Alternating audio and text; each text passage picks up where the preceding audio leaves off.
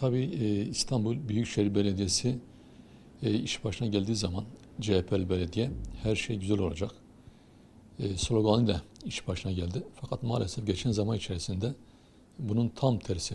Her şey nasıl kötü olacaksa, nasıl vatandaşa zor, sıkıntılı olacaksa o uygulama uygulanmaktadır.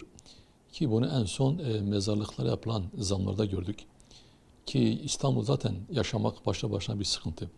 Geçim derdi, meşakkat, trafik, kira derdi.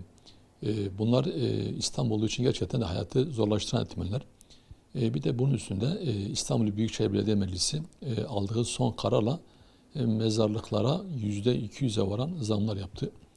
Ki mezarlıklar hizmet amaçlıdır. Burada gayrimenkul yatırım amaçlı değil. Sonuçta İstanbul'da vefat eden insanlarımız, vatandaşlarımız o mezarlara defnediliyor. Fakat maalesef fiyatlara baktığımız zaman yani ne enflasyon, belki döviz kurun da üzerinde, altın kurun da üzerinde bir artış oldu. Bazı yerlerde mezarlıklar işte 17 binden 54 bine ki %200 zam geçiyor. Farklı yerlerde ise %100'e varan, %100'e artıran zamlar yapıldı. İstanbul'da sadece mezar yerleri değil, aynı zamanda mezar yanlarının normalde insanlar bir yakın defnettikleri zaman hemen yanındaki boş mezarı da satın alarak ileride artık aileden bir vefat ettiği zaman orada defnediliyor. Ki buralara bile çok fahiş zamlar yapıldı. Tabii bu zamlar kabul edilebilir zamlar değil. Biz bu zamları kabul etmiyoruz. Vatandaşlarımız vefat ettiği zaman, sağ iken de vefat ettiği zaman da İstanbul'da huzur içerisinde yaşasın.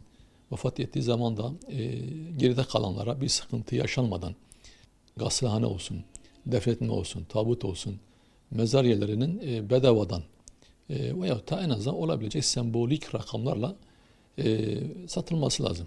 Ama maalesef bunu göremiyoruz. Dolayısıyla bu zamların geri alınmasını ve daha makul seviyelere imkanı olmayanlara da bedava ücretli şekilde o hizmetlerin verilmesini istiyoruz. Tabii maalesef İspark normalde hizmet amaçlıdır.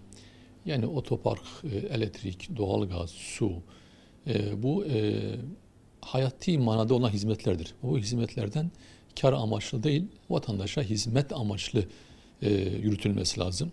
Maalesef İstanbul'da bunu göremiyoruz. Ki İstanbul'da otopark bulmak zaten başlı başına bir sıkıntı. Hani her tarafta otopark var değil.